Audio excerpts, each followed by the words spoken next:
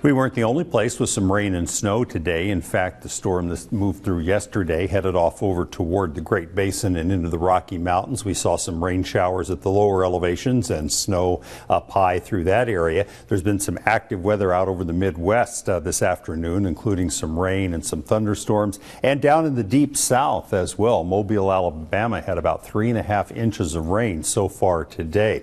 Looking at the temperatures, there's a warm sector, and this is very humid weather that has been moving up across a broad section of the country ahead of the cold front that is moving out of the Rockies now. Temperatures up into the 80s in many places still at this hour. For us, temperatures were running about 10 degrees cooler than average for this time of year. We had a high of just 61 degrees in Medford today, 58 in Ashland. We saw mostly 50s and 60s over Northern California, and just 46 for a high in Lakeview.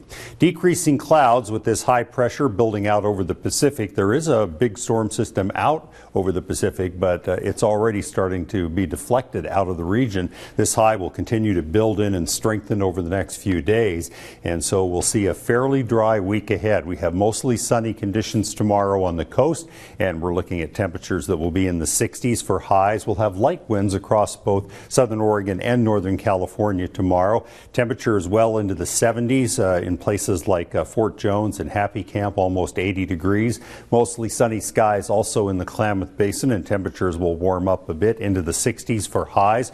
Over the mountains, we'll have a range from the 40s into the 60s in most places. Clear skies, and in the Rogue Valley, some sunshine as well, and a warm up back up into the low 70s in most places for highs. In fact, up close to about 75 in Grants Pass. 7-day outlook for the coast. It'll warm up quite a bit by Tuesday and Wednesday. We're expecting some high temperatures in Brookings in the upper 70s, and overnight lows later in the week staying in the 50s. In the Klamath Basin, also a warm up. Temperatures in the 80s by Wednesday and Thursday. We do have some chilly overnight lows the next couple of nights.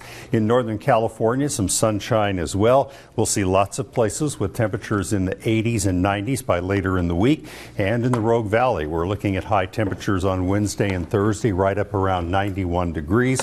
When we had this last little heat wave, April 30th and May 1st, we had a couple of record temperatures falling here and there.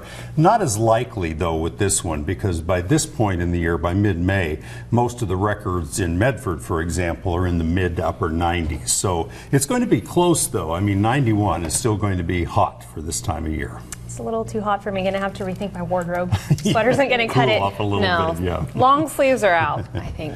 This week. Thank you, Milt. We'll be right back.